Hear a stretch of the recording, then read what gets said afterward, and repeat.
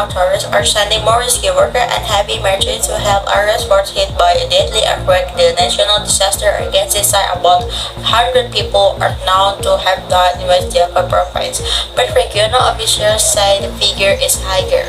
The epicenter of the earthquake, which had a magnitude of 5.6, was on the island of Java, not far from the capital Jakarta, and in one of the worst affected areas in Cianjur, a densely populated part of the island. From there, our correspondent Valdia Baraputi reports. As the shaking subsided, shocked residents stood out on the streets of Cianjur to take in the damage done to their homes. It was extensive.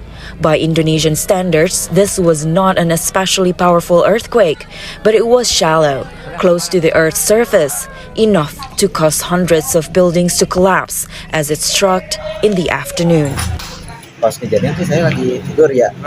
When it happened, I was sleeping, but all of a sudden my bed shook and I ran outside. Houses had collapsed.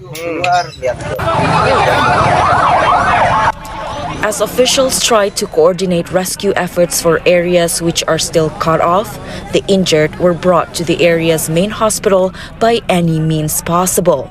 Some carried, others in the back of trucks, and in constant chaotic stream of ambulances. With aftershocks still being felt, they were laid down on tarpaulins outside the hospital, with nurses treating them as best as they could.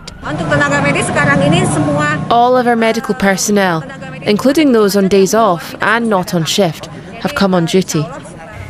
This hospital is absolutely overflowing with the people injured following the earthquake. Hundreds of people are spending the night being treated here in tents outside of the hospital building. There's a fear, too, of dangerous aftershocks.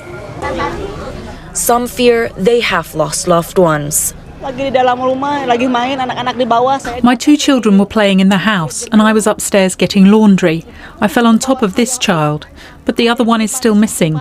My house is flattened to the ground. Two of my children survived. I dug them out myself.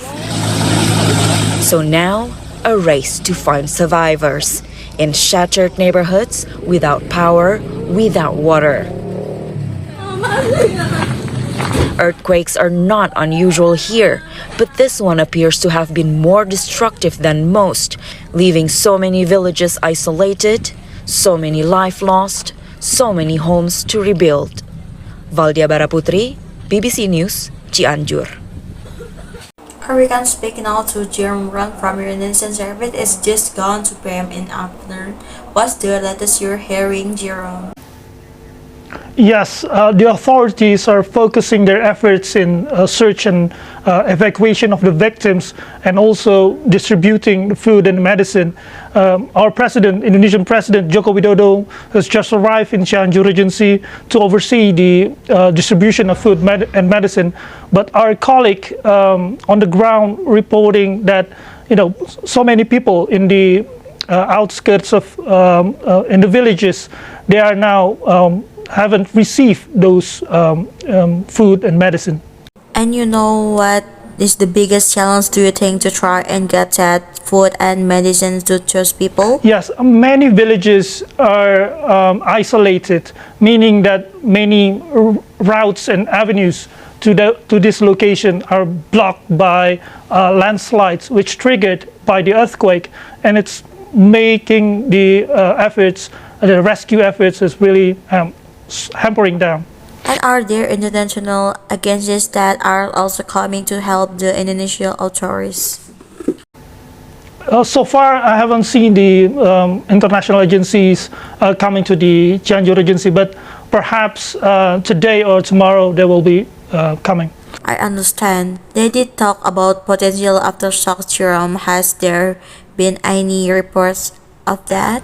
Yes, our colleague, such as Valdia on the ground, reports that dozens of aftershocks have been felt since morning, even. So it's making life difficult for the victims. Yes, you are speaking to us from Jakarta. What has the reaction been in the city?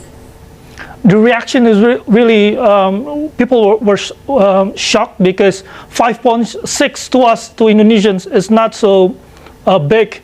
We felt so prior to this and 6 in magnitude, but the factors that make this the disaster so big is because the houses there in Cianjur Regency are poorly built. The area known prone with landslides and densely populated. And according to earthquake experts, there's an active fault line underground. And the last is Cianjur Regency has this surface that is made of soft soil.